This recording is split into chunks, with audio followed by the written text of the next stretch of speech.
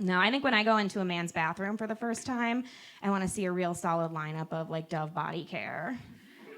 I want to know when we get close for a first kiss, I'm going to visibly be able to see how fucked up your pores are. Because that can be our first little project together. Something to work on. No, I think it all kind of roots back to the fact that I have a fear of dating a man who does not know he's gay yet. Right? And it's not that I have anything against gay men. I think if I had to pick, that's probably my favorite type of man. Because then I at least know we're going to have something to talk about. But, like, I don't want to be the straw that broke the camel's back. Right? Like, nobody can be having the thought, damn, this is not all it's cracked up to be, while they're inside of me, you know? Because my ego can't take that hit, right? I ate organic as a kid. This is USDA Prime. You do have to have your shit together if you want to hang out here. It's my only rule. No, I'm bad on first dates, too. Like, you guys have known me for a couple minutes now. I'm sure you could tell it could go either way, you know?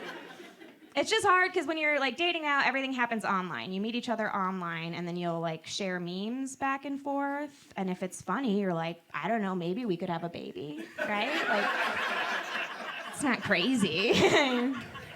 But then you'll go to meet them on a first date, and sometimes the vibe, it just doesn't carry. And it feels rude to be like, fuck it, you know? Like, we don't have to do this, you know? Because everybody made the time to come out, you know? And I was raised with manners. I care about people's feelings. I don't want to hurt anybody.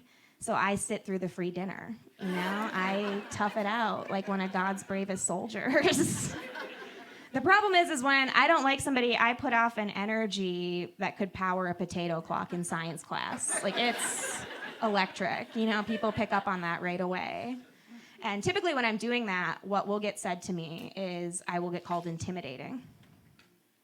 Which is not what you want to say to a woman, right? You might as well call me crazy, tell me to calm down. Like, let's round it out, you know? Because intimidating, I'm hearing that as a challenge, right? What I'm hearing is, oh, sounds like somebody would like to cry before we see a dessert menu tonight, you know?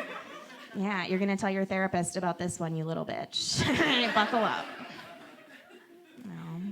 If you're wondering, I think most men would rather be called a little bitch over dinner than be told that you love them too soon, right? I've made that mistake before. I was seeing this guy, and it was like a really hot, like, short-term affair. He was flying me around the country. We were staying in nice hotel rooms, and we were fucking. All right? He gave me a UTI. He was really up in there.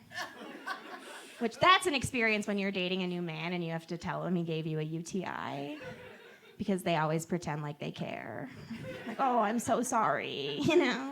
And really, you know, they're like carving another notch in their bed frame. They're like, yeah, I fucked her so good she need medical attention. Right? Did it. But no, they try to be sweet. They're like, oh no, can I do anything to help? And it's like, you could have washed your hands, you know? Like, that would have been, I think, really helpful. But we're past that. But no, I don't know. I do think that's why I fell for him, right? It was like an intense experience. And I made the mistake of telling him because I was like, I don't want to play a game. I feel love. I'm going to tell this man that I love him. So I was all curled up on his chest. And I looked into his eyes. And I was like, I love you. And this man looked at me like I looked at my cat when I found out I had to put him down. You know? He was like, oh, buddy, you know, I'm going to remember you for the rest of my life. Yeah, this has been so much fun, but let's get you to the vet. You know, let's not make this any harder than it has to be. Yeah, and that's a joke about love, you know?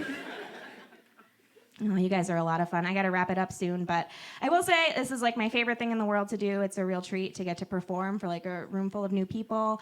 And yeah, stand-up comedy, it plays a very important role in my life because when I was younger, I used to have a real problem with party drugs.